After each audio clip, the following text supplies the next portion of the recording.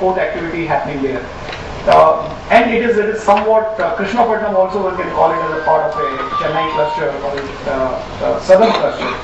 Going on north, we have Visakhapatnam. Visakhapatnam, Gangavaram is a major cluster which is there. And then we have Paradeep, Dhamra, and take it to the Calcutta Haldia also becomes the eastern cluster. So when we talk of maritime opportunities in different areas, all of us we are connected in the sector in some capacity. This morning I was talking to a banker. He said, India is probably not geared up in terms of total investments, etc. So I mentioned that there's, apart from the civil side, there are a lot of opportunities which are coming on the asset side. Probably I'll take you through some of these opportunities and how we can benefit in different capacities as a developer, as a government policy maker, or the financer, or the consultant, or as a supplier to these sectors. And we have to keep in mind that unlike what happened in Far East, where most of the development was centric towards the trade part, India is clustering. There is a lot of domestic component of it also. Very interestingly, on the port side, let me tell you, most of the new ports which are getting developed, one of the major reasons is the power plant coming, next to it. Major port capacities are linked to the power capacity. Now, power plant is part of the domestic economy in that sense, and the port is you have to import coal to service that. So there is a domestic angle and there is a local angle to the whole thing. So we feel that in India going forward, if we develop maybe close to 6 to 7 of these clusters, the complete planning exercise is designed based on this clustering, and development initiatives are taken up. The growth could be much faster than what has been so far. We worked with Korean consultants, and one of they have this shipbuilding cluster there, which has come up very well. And the world's almost 30% of shipbuilding capacity is located in those two clusters, which are also not very far away. So worldwide, there are a lot of clustering approach to development which is being taught. We recently worked in Egypt. There again, we work with the government there, and there along the river Nile and the Suez Canal, we work with them to formulate 3 different regions which can come up as clusters. Now, the clustering approach is a very different approach than what has been followed. Like, let's say in port sector, we have these major ports, we have these minor ports which are controlled by the state. And each person looks at different kind of jurisdiction. Now, but the development takes place in the cluster. So probably we need to promote different agencies like cluster development authorities or cluster development agencies, which can integrate many of these interlinked development and really help in development of those regions and make them really big. China has done that apparently, and they have the benefit of that. Now in a cluster you can have industries, you can have port activities. We saw Sohar Port in Oman, the presentation made by them, and it's amazing. I mean there's nothing on the hinterland, and there's a waterfront. They've created a huge port capacity there. And behind that port capacity, there is a complete industrial cluster, which is just next to Sohar Port, and they're developing a free trade zone. They're developing SEZs there, and Wales from Brazil. They have a very big iron ore handling facility there. There are many other industries which have come. Close to $12 billion investment has taken place.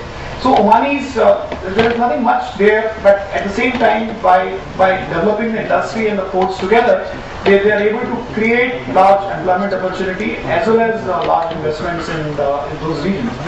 So we feel this clustering and the regional approach is a very important thing for development of maritime sector along with the industrial sector. And that can really galvanize thing. I remember in 2000 we made a presentation to Mr. Arun Jaitley. He was the shipping minister at that time. He said, why can't we have 12 Singapores? I mean, Singapore is a very small economy, 643 square kilometers, is like roughly 25 into 25. maybe one third the size of Delhi or Mumbai in terms of the area, and they have everything. I mean, in a very small place, they have very big refining, power plants, container handling facilities, ship repair, partly shipbuilding. There's a large service sector. It's a city, industry, services, everything interwoven. So why don't we really develop that kind of thing? And it gives really, I mean, we can have maybe $100 billion worth of 10 to 12 different regions, which can really grow on themselves, and together we can have a $1 trillion economy. Current Indian GDP is $1 trillion. So we said, why can't we have something like that? And of course, he was keen, but these things take time. But we are witnessing that, though of course there was no coordinating agency for that, but on similar lines, things are really happening. These regions that we are talking would develop into major economic regions, and they will become fairly big and large for the development purpose. Now we have a wonderful opportunity in terms of a very stable political setup as of now, and Srivasan, he represents the UPA government, and after his coming, there have been a flurry of activities in terms of the 3 BOT projects which have been given in Paradip, Mormugao, Kandla, a number of other projects which are lined up. So there is a sort of an action which is taking place, which originates from the political stability which is there at the center.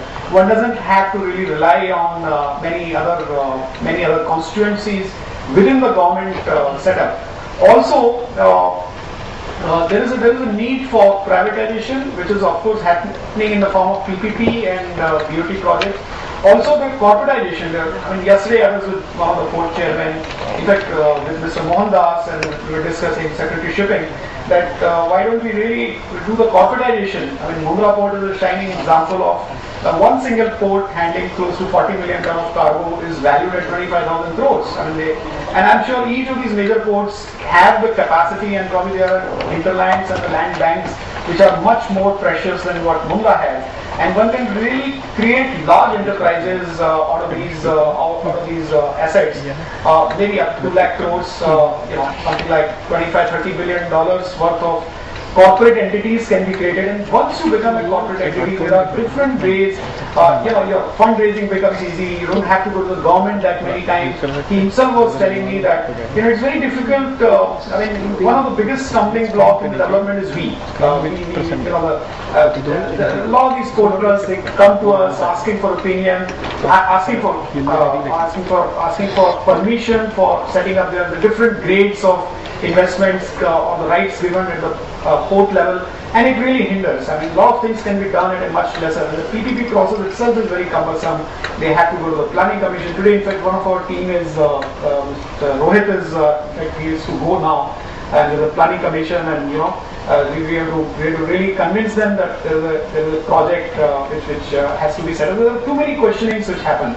So, but nevertheless, the stable political setup allows things to be developed much better. And we feel going forward next 5 years, there will be a lot more privatization, and many of these entities could adopt a corporate thing. Even NTPC, many of these utilities or public sectors used to be the government departments, and over the years they became. NTPC was of course not the government department. Many, like BSNL is a good example. It was government department, it became a corporate entity, and then they could raise money and become independent. So we feel in the maritime sector also a lot of these developments will take place. And while we are doing this development process, there are a whole lot of risks which are associated, which could come from technology, which could come from major economy. There are ground level risks. There are legal risks involved. I know there is a terminal which is being developed. The various bidders, it's got into major legal entitlement, and that's the reason it is not able to move forward. But in a democratic environment, that's a very necessary thing, to look at the various stakeholders, look at what they really want, and